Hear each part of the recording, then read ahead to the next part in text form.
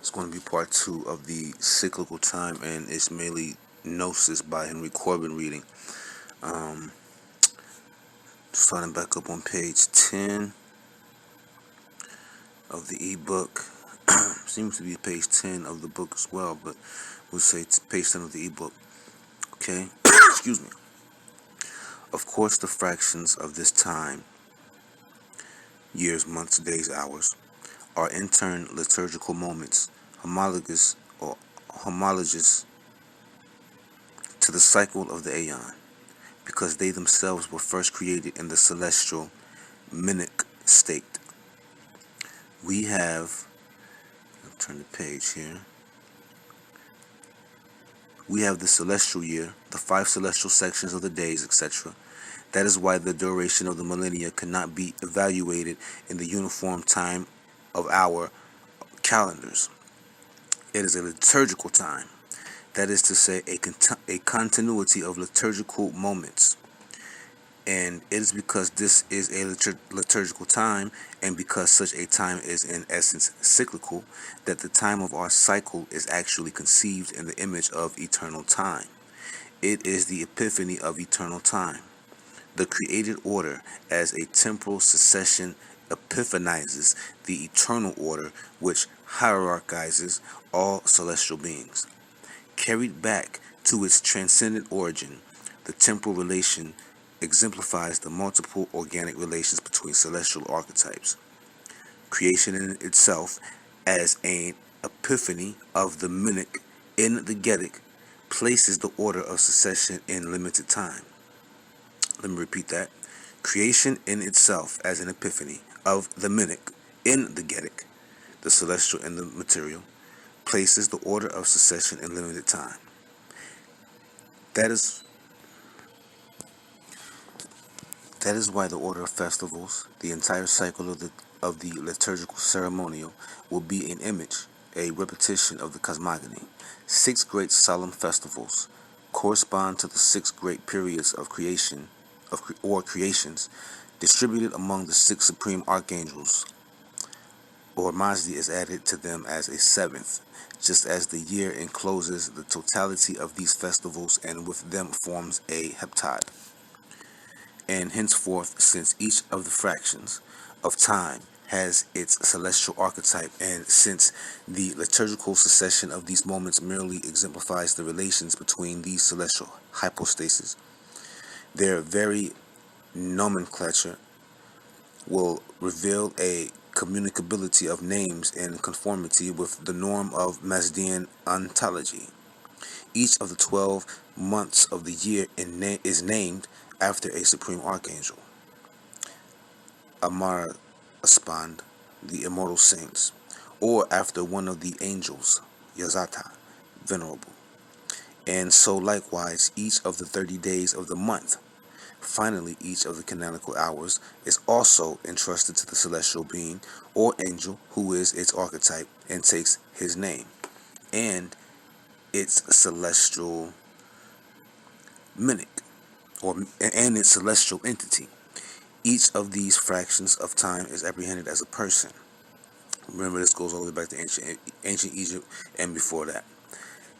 It is this person who gives the moments of earthly time their dimensions as liturgical moments. I was referring to those archetypes, referring to the celestial time periods and the festivals and things of that nature that he was just talking about. Anyway, it is this person who gives the moments of earthly time their dimension as liturgical moments. One may say that the event of this day is this person. The essence of this day is to be the day of this or that angel after whom it is named. This relation to the angel is the archetypal dimension which gives to each fraction of limited time its dimension of height or depth and light, its dimension of eternal time. Finally, it is by this same token that the celestial partner of a human being of light, who has completed his cycle of earthly time, may be manifested to him as an angelic form, beneath whose name, Diana, Den, we have discerned eternal time. When the angel says to the soul, I am thy Diana, it is tantamount to saying, I am thine eternity, thine eternal time. It's strange how that word, when I said it, I am thy, the word is spelled Daena. The other one is spelled Den, Den. I am thy Diana. Sounds just like when you say dying, the word die or dying. Very strange. We'll get back to that some other time. The word die, dying, the word day, horizon, all these are in reflection to that. Very, very amazing. So, to be sure, these notions present difficulties, for here thought operates not with concepts or abstract signs, but with concrete personal figures. Their imperative presence fills the individual who, to contemplate them, must reflect them in himself. Then, without confusion of their persons, their reciprocal presence must compose a single whole. Time is not the abstract measure of the succession of days, but a celestial figure in which a creature projects his own totality, anticipates his own eternity, experiences himself in his own archetypal dimension. I hope y'all understand what that was just saying, yo. That was amazing. For although time reveals itself in two aspects, one of which is an image of the other, it also reveals the disparity, the gap between the celestial person and the earthly person, which strives, or rather fails, to be its image. In view of all this, it is essential to consider how the variable relations between pure Mazdaism and Zervanism, and the possible variations within Zervanism itself in regard to the relative degradation of preponderance of the person of time, enable the being who projects his own person into the person of time to anticipate his own eternity. Another section here, the absolute time of Zervanism, page 12. We have characterized, page 11 of the ebook, we have characterized these variants as Zervanized Mazdaism and Mazdianized Zervanism. Both schemas present a kind of attempt at a reduction of integral Zervanism, which affirms the absolute preponderance of Zervan, unlimited time, over the two principles which, as a superior entity, pregnant with both of them, it generates. But Zoroastrian Mazdaism could not compromise in regard to the preponderance of Ormazda over Ahriman and their absolute heterogeneity. In the pure Mazdian vision, Zervan, the unlimited, expresses the very norm of Ormazda's being, which is also expressed by his wisdom, Diana, his omniscience, and his infinite light. But if the figure of Zervan is removed from Ormazda's being, and given precedence over it, a first consequence will be that the peculiar dimension which we noted in the beings created by his light will become accentuated in Ahura Mazda himself. And the second consequence will be that the two antagonistic principles will be reduced to the same inferior level with regard to Zervan.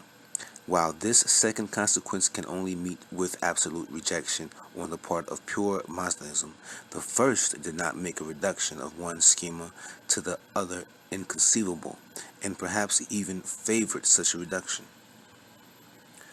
What we may call Zervanized Mazdaism is attested principally by a Zervanite interpolation to or in the first chapter of the Bunda Hishin.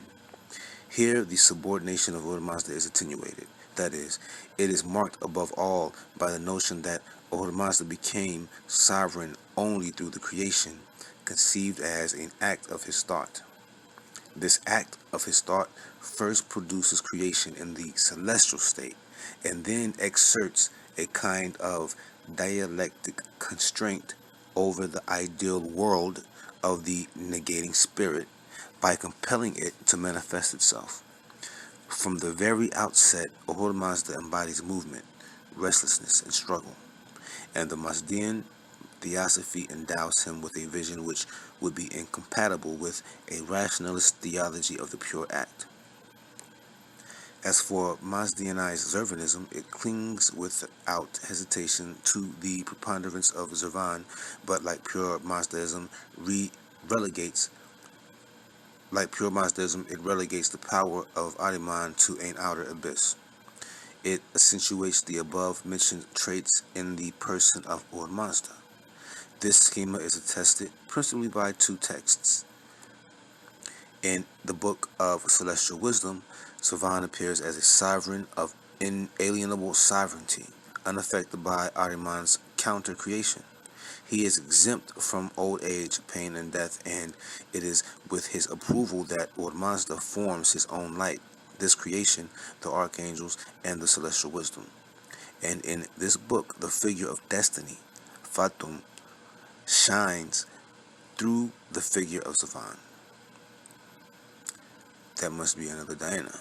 A short Mazdian treatise in Persian, a polemic against the doctors of Islam, is still more precise, for the author himself seems to profess the Zervanite doctrine.